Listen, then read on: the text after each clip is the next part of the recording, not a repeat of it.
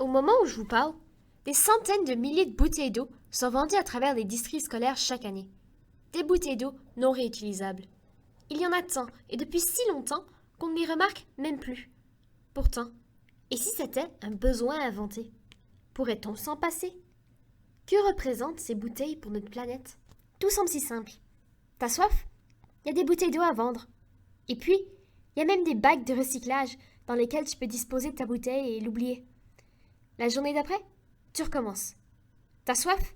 T'achètes. Tu jettes? T'oublies. Cependant, les bouteilles, ça disparaît pas une fois oublié. Il y a plein d'étapes à suivre afin de récupérer le plastique, et une grande partie ne se rendra jamais jusqu'au bout.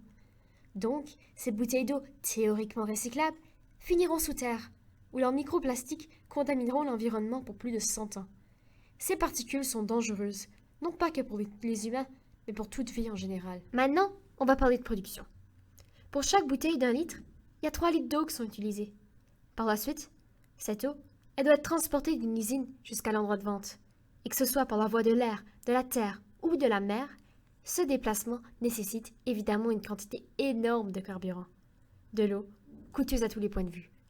Pourquoi en boire quand il y a des fontaines gratuites à tous les quelques pas? Où serons-nous dans 15, 30, 50 ans? Dans tous les cas, rien ne sera plus comme avant. Il faudra s'adapter.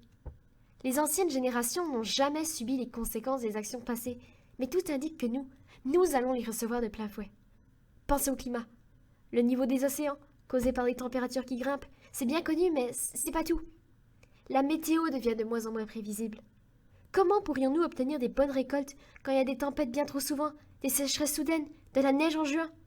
Chaque minuscule changement de température peut avoir des effets dévastateurs sur une culture. En même temps, les ressources vont commencer à se faire rares. Les prix vont monter. Pétrole, plastique, caoutchouc, c'est pas illimité. Consommer continuellement une matière limitée assure un effondrement. Le reste du pétrole pourrait aller dans des endroits bien meilleurs que des bouteilles que nous pouvons vider en quelques minutes. Nous avons la chance d'habiter dans une époque où, grâce à l'avancement scientifique, tout le monde sait ce qui s'en vient. Et mieux encore, on a tous les outils en main pour arrêter les changements climatiques. On sait ce qu'on doit faire pour les contrer. Alors comment pourrions-nous justifier aux générations futures que la solution était juste devant, qu'on savait ce qui allait nous arriver et que malgré tout, nous n'avons pas agi? On va pas se le cacher.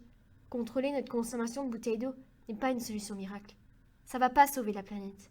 Mais c'est un premier pas. Il y a 7 milliards d'humains qui partagent la même terre et nos gestes peuvent parfois nous paraître insignifiants. Mais si on ne fait pas notre part, on ne peut pas exiger des autres qu'ils fassent à leur. Alors, tout ce qu'on demande, c'est que chacun y mette un peu du sien. Car notre réponse doit être maintenant et non demain. Alors faisons-la notre part et enlevons les bouteilles des cafétérias scolaires. Nous faisons tous des choix, mais au final, ce sont les choix qui nous font.